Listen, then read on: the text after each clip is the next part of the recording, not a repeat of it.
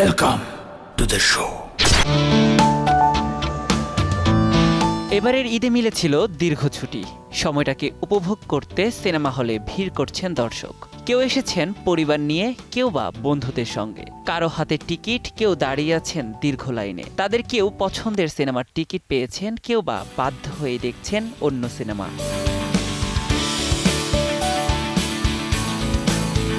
মুক্তিপ্রাপ্ত 6 সিনেমার মধ্যে শাকিব খানের তাণ্ডব নিয়ে দর্শকের আগ্রহ বেশি। শুধু তাণ্ডবই দেখতে আসছি, তাণ্ডবই দেখবো। বরবাদ দেখছি, তারপর তুফান দেখছি, দুইটাই ভালো লাগছে, এই জন্য তাণ্ডব দেখতে আসছি। তাণ্ডব দেখতে আসছি, শুনছি সবার কাছে যে ভালো হয়েছে। আমরা তাণ্ডব দেখতে আসছি এখন। তবে বাকি সিনেমাগুলো দেখেও সন্তুষ্ট দর্শক। অভিনয় তো নতুন নায়ক নায়িকা এসেছে, এদের ফেস, এদের অ্যাক্টিং সবই খুব ভালো লেগেছে। খুবই ভালো, সবার অভিনয় খুবই সুন্দর, খুব ভালো ছিল। খুবই ভালো, এন্টারটেইন, ফুলি এন্টারটেইন, জাস্ট এনজয়।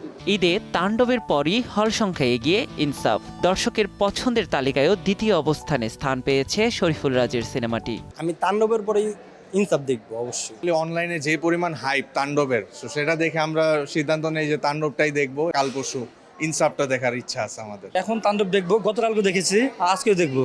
গতকাল দেখেছি ফ্রেন্ডের সাথে, আজকে দেখবো ফ্যামিলির সাথে।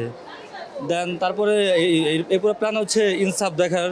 দেন তারপর উৎসব, বাকি যেগুলো আছে নীলচক্র দেখার খুব ইচ্ছা আছে আমার। শুরুর দিকে হল সংখ্যা কম পেলেও এখন দর্শক চাহিদার কারণে শো বেড়েছে উৎসবের। তারকাবহুল পারিবারিক ঘরানার সিনেমাটি দর্শককে ফিরিয়ে নিয়ে যাচ্ছে 90-এর দশকে। পরিবার নিয়ে দেখার মতো একটা ছবি, আজকাল এরকম ছবি তো খুব কম হয়। উৎসবটা দেখে আসলে ওই একটু ইমোশনাল হয়ে গেছিলাম। সেকেন্ড হাফ থেকে আসলে টাচ করেছে। আমি আমার নিজেকে ইমোশন ধরে রাখতে পারিনি। দুই ছেলেকে নিয়ে আমার জীবনের প্রথম ছবি দেখা, মানে গল্প নির্ভর ছবি, তাই সাহস করলাম ফ্যামিলি নিয়ে দেখার জন্য এই ছবিটা। নীলচক্র এবং এশা মার্ডার নিয়ে পাওয়া গেছে মিশ্র প্রতিক্রিয়া, তবে কিছুটা হতাশ করেছে টগর। ইতোমধ্যে সিনেপ্লেক্স থেকে সরিয়ে নেওয়া হয়েছে সিনেমাটি। দর্শকের ভিড় সামাল দিতে কোনো কোনো হলে মিডনাইট শো চালুর খবরও পাওয়া গেছে। হল কর্তৃপক্ষ বলছেন ঈদের বাংলা সিনেমা মানেই এখন হাউসফুল শো।